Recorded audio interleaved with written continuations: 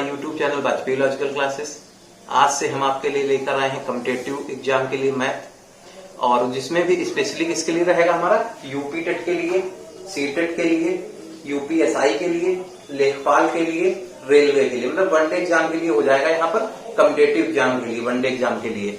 तो यहाँ पर आज से हम स्टार्ट करें चैप्टर नंबर 1 जो हम स्टार्ट कर रहे हैं उसका नाम है नंबर सिस्टम, संख्या पद्धति। तो आइए वीडियो स्टार्ट करते हैं, देखते हैं। तो आज हम चैप्टर लेकर आए हैं उसका नाम है संख्या पद्धति, इसको क्या बोलते हैं, नंबर सिस्टम।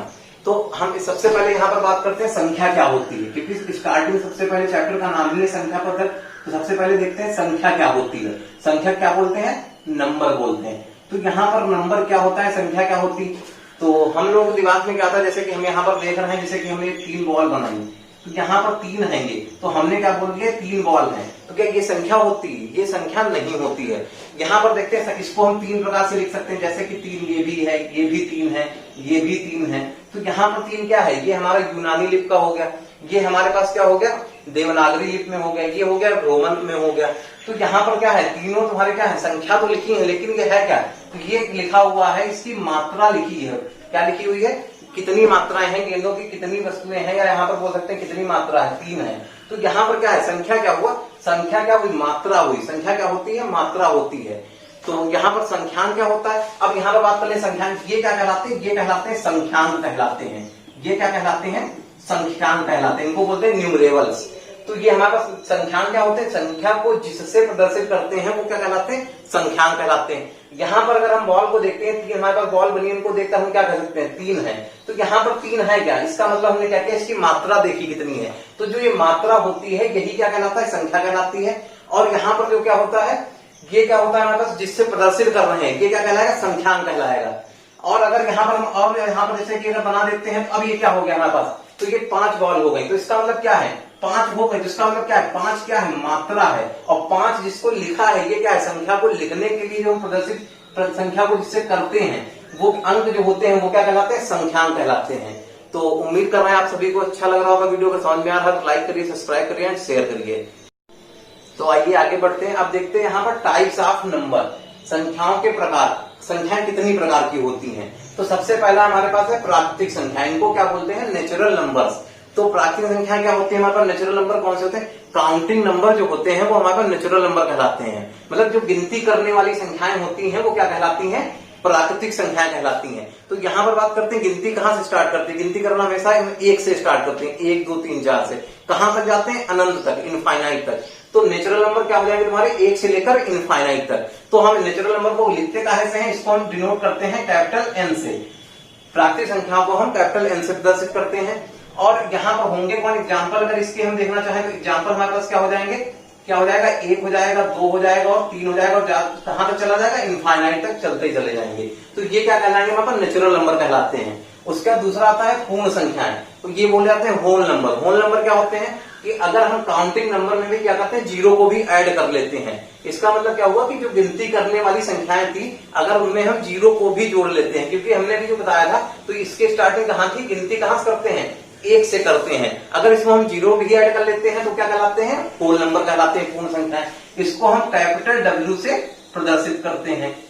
तो अब इसका एग्जांपल देख लेते हैं। इसमें क्या हो जाएगा, 0 से हो जाएगा, कहां तक जाएगा, 1 2 3 4 ऐसे करके अनंत तक चला जाएगा, इनफाइनाइट तक। तो ये क्या कहलाते हैं, पूर्ण संख्याएं कहलाती हैं, या फिर क्या बोलते हैं, होल नंबर। इसी प्रकार से आगे बढ़ते हैं इंटीजर्स। इंटीजर्स क्या होते हैं, हम यहाँ पर अभी बात कर रहे थे पूर्ण संख्या। तो पूर्ण संख्या क्या होती है, 0 1 2 3। तो हमारे पास इंटीजर की जो बात होती है वो हमारे पास क्या होती है, 0 तुम्हारा हो गया, इधर के जो नंबर थे वो क्या कहलाते हैं, ये प्राकृतिक संख्या कहलाती है, कैसी, धनात्मक। और इधर का भी अगर इनका पार्ट ले लें तो कैसे जाएंगे, यहाँ पर ऋणात्मक प्राकृतिक संख्या हो जाएंगी। तो इन तीनों का जो कॉम्बिनेशन होगा वो तुम्हारा क्या कहलाएगा, पूर्णांक कहलाता है। इसको हम लिखते हैं, इंटीजर्स को हम I से लिखते हैं। किससे लिखते हैं, I से लिखते हैं। एग्जाम्पल देखते हैं, यहाँ पर क्या हो जाएगा, 0 तो लेना ही लेना है, इसके आगे क्या करना है, 1 2 3 4, ये धनात्मक प्राकृतिक संख्याएं हो गई अनंत तक। और यहाँ पर क्या करेंगे, यही वाली वैल्यू जो है माइनस में भी ले लेते हैं।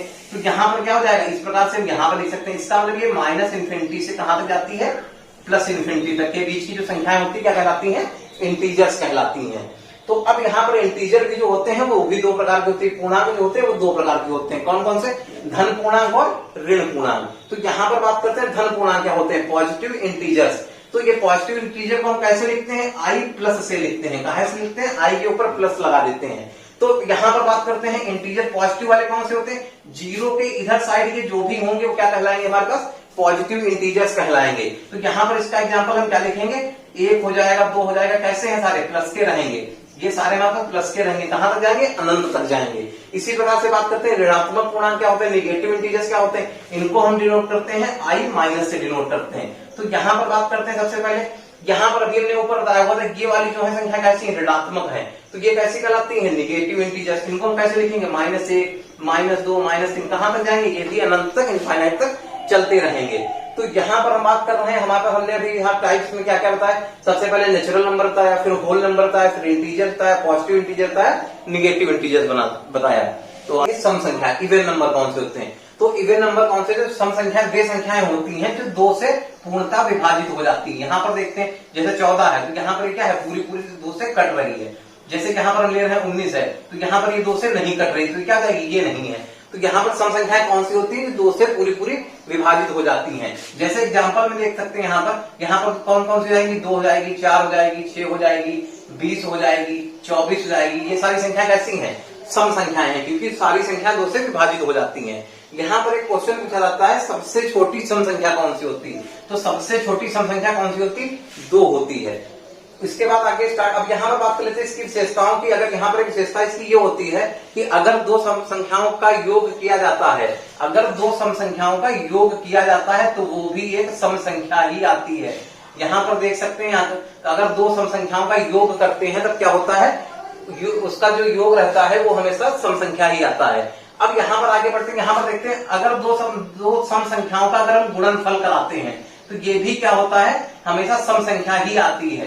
अगर यहाँ पर 2 सम संख्याओं का अगर हम गुणनफल कराते हैं, अब यहाँ पर अगर कराएंगे तो लास्ट डिजिट इसका आ जाएगा, कितना आएगा, 6 आएगा, जो भी क्या होगा, यहाँ पर सम संख्या ही रहेगा।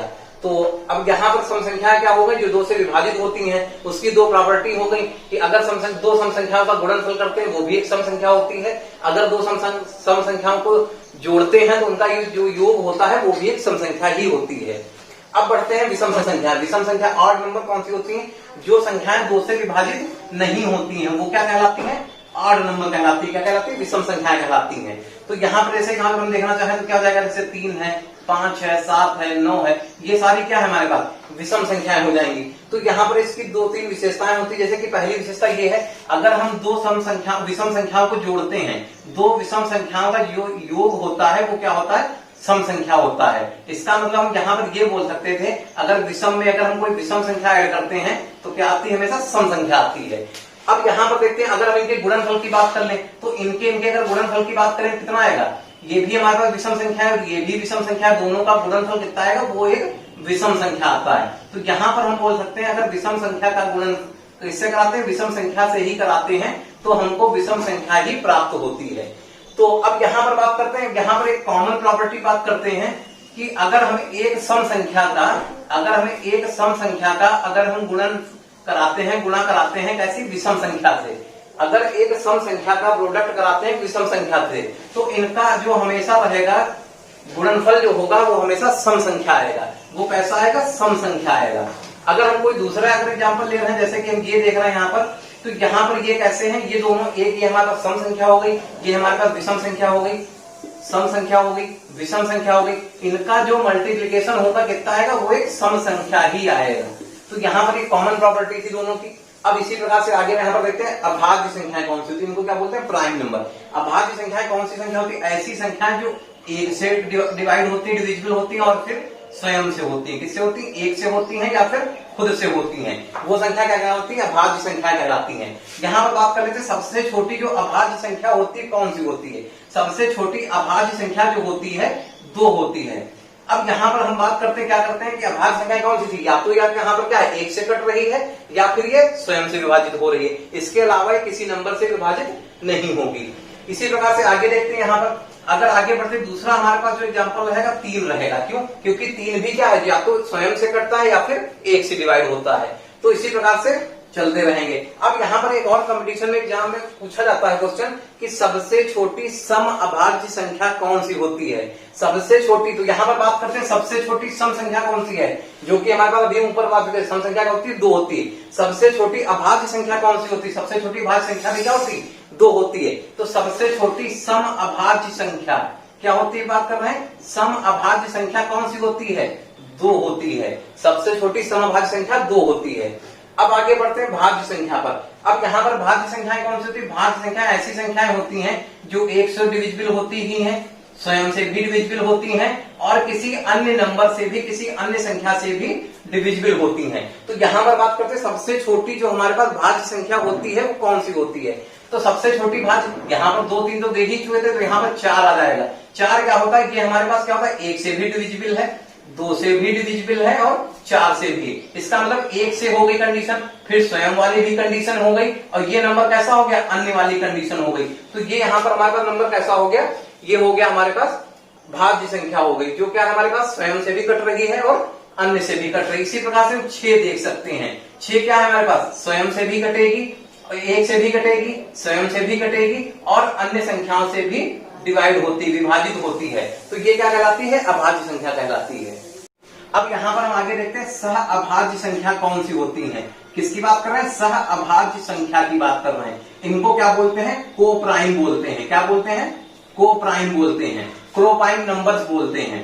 तो यहाँ पर हम बात कर लेते हैं सहभाज्य संख्याएं कौन सी होती है। अभी हमने पढ़ी थी भाज्य संख्याएं, अभी पर उससे बाद हमने पढ़ा था अभाज्य संख्याएं। अब बात करते हैं सहभाज्य। सहभाज्य संख्याएं कौन सी होती हैं, जिनमें जो कॉमन वैल्यू होती है, या बोल सकते हैं उभयनिष्ठ वैल्यू जो होती है वो 1 होती है। क्या होनी चाहिए, उभयनिष्ठ जो होती है वो 1 होती है। जैसे कि हम बात कर लेते हैं 2 और 3, ये संख्या क्या है, इनमें दोनों उभयनिष्ठ क्या है, इसमें भी उभयनिष्ठ। यहाँ हम 2 को क्या लिख सकते हैं, 1 इंटू 2 लिख सकते हैं, 3 को क्या लिख सकते हैं, 1 इंटू 3 लिख सकते हैं। यहाँ पर उभयनिष्ठ क्या है, 1 है। तो ये हमारे पास संख्या कैसी कहलाती है, 2 और 3 हमारे पास जो संख्या कैसी कहलाती है, क्रो प्राइम नंबर कहलाती है, को प्राइम नंबर कहलाती है। दूसरा एग्जाम्पल ले सकते हैं 5 और 6 है, इनका उभयनिष्ठ क्या हो जाएगा, 1 ही रहेगा। तो ये संख्या कैसी है, सहभाज्य संख्याएं कहलाती हैं, या इनको क्या बोलते हैं, को प्राइम नंबर्स बोलते हैं। तो आइए आगे बढ़ते हैं, अब देखते हैं यहाँ पर परिमेय संख्याएं, रेशनल नंबर। तो परिमेय संख्याएं कौन सी होती है, ऐसी संख्याएं जो P/Q के रूप में लिखी जा सकती हैं। जहां पर P और Q क्या होता है, P और Q जो होता है वो P भी हमारा पूर्णांक होता है और Q भी पूर्णांक होता है। बस यहाँ पर एक कंडीशन होती है, Q का मान जो होना चाहिए वो 0 के बराबर नहीं होना चाहिए। तो यहाँ पर परिमेय संख्या क्या कहलाती है, पर ऐसी संख्याएं जो P/Q के रूप में व्यक्त की जा सकती हैं और जहां पर Q का मान 0 के बराबर नहीं होना चाहिए, तो वो संख्या क्या कहलाती है, परिमेय संख्या कहलाती है। जैसे हम यहाँ पर देख सकते हैं 2 है, 5 है, 7 है या 7/5 है, इस तरीके से संख्याएं होंगी वो क्या कहलाएंगी, हमारे पास परिमेय संख्या कहलाएंगे। और यहाँ पर हम ये भी देख सकते थे -5/3, -1/8, क्योंकि परिमेय यहाँ पर जो P और Q क्या होने चाहिए, पूर्णांक होने चाहिए। पूर्णांक क्या होते हैं, पॉजिटिव भी होते हैं और निगेटिव भी होते हैं। इसी प्रकार से आगे बढ़ते हैं अपरिमेय संख्याएं। अपरिमेय संख्याएं कौन सी होती हैं, जो P/Q के रूप में नहीं लिखी जा सकती, जहां पर Q का मान 0 के बराबर नहीं होना चाहिए। ऐसी संख्याएं जो P/Q के रूप में व्यक्त नहीं की जा सकती, अपरिमेय संख्याएं कहलाती हैं। जैसे यहाँ पर बात कर लेते हैं, यहाँ पर सबसे पहले बात करते हैं पाई। पाई क्या है, पाई एक हमारे पास जो होती है इर्रेशनल नंबर होती है, अपरिमेय संख्या कहलाती है। पाई क्या कहलाती है, इर्रेशनल नंबर कहलाती है। और यहाँ पर हम क्या देख सकते हैं, √2 हो चुका है, माइनस का √3 हो चुका है, इस प्रकार से हम देख सकते हैं। अब बात करते हैं, यहाँ पर आती है रियल नंबर की। वास्तविक संख्याएं कौन सी होती हैं, तो वास्तविक संख्याएं कौन सी होती है, ऐसी संख्याएं, या यहाँ पर बोल सकते हैं परिमेय संख्या और अपरिमेय संख्याओं का सम्मिलित रूप जो क्या कहलाता है, रियल नंबर कहलाता है। मतलब रेशनल नंबर और इर्रेशनल का जो कॉम्बिनेशन वाला होता है वो क्या कहलाता है, रियल कहलाता है। यहाँ पर हम बात कर सकते हैं एग्जाम्पल की, जैसे 2 है, 5 है और पाई भी है, √2 है, तो ये दोनों क्या है, इसमें क्या है हमारे पास, रेशनल भी है, इर्रेशनल भी है। दोनों का जो सम्मिलित रूप होगा वो क्या कहलाएगा, वास्तविक संख्या कहलाता है। तो आइए अब बात करते हैं यहाँ पर कि संख्या पद्धति है, जो चैप्टर नंबर सिस्टम है, इन पर हम यहाँ पर देखते हैं कि 14 टाइप के क्वेश्चन आते हैं जो पेपर में आते रहते हैं। 14 टाइप से आते हैं क्वेश्चन। तो पहला यहाँ पर टाइप बात करते हैं, सबसे पहला आता है प्राकृतिक संख्याओं के योग पर आधारित प्रश्न। क्या है नंबर 1, प्राकृतिक संख्याओं के योग पर आधारित प्रश्न आते हैं। नंबर 2 हमारे पास है कि संख्याओं के वर्गों और घनों के योग पर आधारित प्रश्न आते हैं। फिर इसका नंबर 3 क्या है, योग, अंतर और गुणा पर आधारित प्रश्न आते हैं। नंबर 4 पर आते हैं भाग विधि, तुम्हारी है जो भाग विधि की लंबी विधि पर आधारित प्रश्न आते हैं। और नंबर 5 है गुणा और भाग पर आधारित प्रश्न आते हैं। और इसी प्रकार से देखते हैं नंबर 6 पर जो आता है भाग की गुणनखंड विधि पर आधारित प्रश्न आते हैं। उसके बाद अगले 7 नंबर पे क्या आते हैं, भाज्यता पर आधारित प्रश्न आते हैं। और नंबर 8 जो है हमारा घातांकी भाग पर आधारित प्रश्न आते हैं। तो इस प्रकार से टोटल 14 आते हैं। तो अभी 6 बचे हुए हैं। अब 9 नंबर पे देखते हैं जो आता है अंकों पर आधारित प्रश्न आते हैं। फिर 10 वाले पर क्या है, गुना पर आधारित। गुना पर आधारित प्रश्न का मतलब ये है जैसे कि क्वेश्चन आता है कि पहली संख्या और दूसरी संख्या का अनुपात 5/6 है। तो अब यहाँ पर पूछा था कि पहली संख्या दूसरे की कितने गुना है, तो इस टाइप से आता है। अगला है जानवरों पर आधारित प्रश्न। उसका 12 नंबर पे आता है जोड़ने घटाने गुणा भाग की इस पर आधारित प्रश्न आता है। फिर उसका 13वां जो है काफी इंपॉर्टेंट है, खासकर यूपी टेट, सी टेट वगैरह इन सब में आता जरूर है कि इकाई का अंक ज्ञात करना। उसका लास्ट है विविध प्रश्न। विविध प्रश्न का मतलब है कि इसमें से इस टाइप के क्वेश्चन आते हैं कि जैसे पहली संख्या दूसरी संख्या की 5 गुनी है तो कब 8 गुनी हो जाएगी, इस टाइप से क्वेश्चन आते रहते हैं। तो अब हम यहाँ पर पहला टाइप स्टार्ट करेंगे, वो क्या है, प्राकृतिक संख्याओं पर आधारित प्रश्न। तो यहाँ पर देखते हैं किस टाइप से क्वेश्चन आते हैं। यहाँ पर क्वेश्चन आते हैं जैसे ये दिया जा रहा होगा और यहाँ पर ये कहा जा रहा होगा कि इन संख्याओं का योग ज्ञात करना है। तो यहाँ पर योग ज्ञात करने के लिए हमें सबसे पहले ज्ञात होना चाहिए कितनी संख्याएं हैं। भाई 2 से चलकर 60 तक के बीच में कितनी संख्याएं आ रही हैं। फिर उनका योग कैसे निकालते हैं, इसका क्या फार्मूला है, क्या ट्रिक है कि हम जल्दी से जल्दी निकालने, कम समय में निकालने। तो इन सब पर आधारित जो प्रश्न रहेंगे उनका जो वीडियो मेरा अगला रहेगा उसमें हम बात करते हैं। तो अभी आज के लिए इतना ही। और अगर वीडियो अच्छा लग रहा है तो लाइक करिए, सब्सक्राइब करिए एंड शेयर करिए। अगर आपको वीडियो पसंद आ रहा है तो अपने दोस्तों में, फ्रेंड्स में शेयर कीजिए। और अगर वीडियो पसंद आ रहा है तो हमारे साथ जुड़े रहिए। वीडियो देखने के लिए धन्यवाद।